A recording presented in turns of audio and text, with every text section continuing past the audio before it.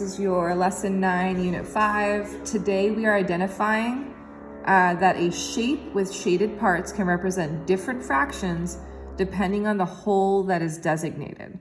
So today, this is where we're going to start imagery-wise as adults. The original whole is this entire shape. Then what happened is this whole was split in half, and the additional half was designated as the new whole. So what you actually want to do then is just look at it like this. What fraction is represented in the new whole? 1/2. What a kid would want to say is, if we decompose it further and partition it right here, that this would be 1/4.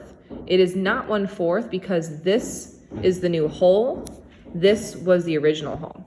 So today, the value of a fractional part can change depending on the size of the whole and the number of equal parts the whole is partitioned into.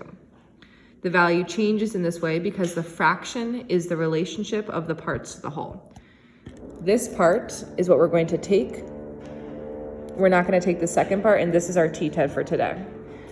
We're going to do that by asking, what is the whole and how many parts are in the whole? Watch me as I do this. I'm not going to go through the lesson this time because I want you to hear me talk this through. Marcy had a math homework packet like shown below. Her homework is 2 pages every night. Page 1, page 2. Marcy completed the shaded amount.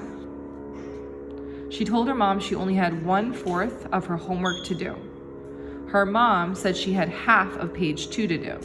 Who is correct? Explain. I'm going to show you 2 different models so I can make this really visible, and I'm using a marker that I'm going to regret because it's going to bleed through.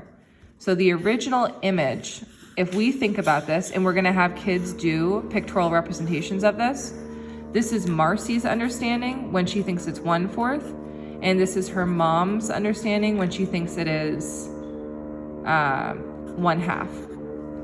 So Marcy sees, and I shouldn't have used this, Marcy sees the entire shape as one whole. Marcy's mom, and I need to decompose this and shade it just slightly.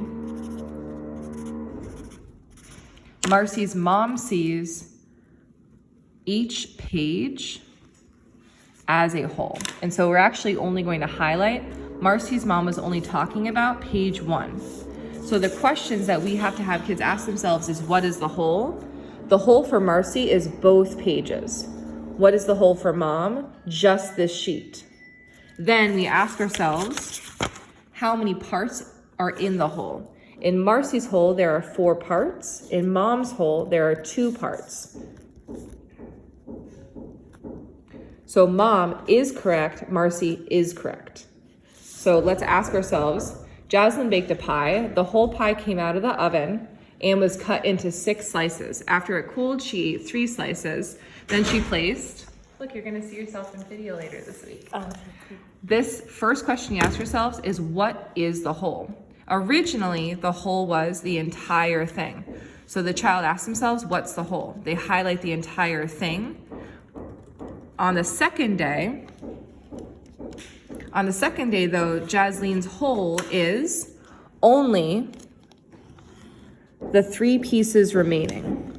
This is day 2's whole. Day 1's whole is the entire shape.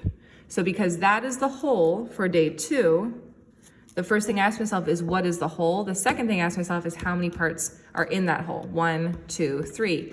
So we went from having 6 to having thirds.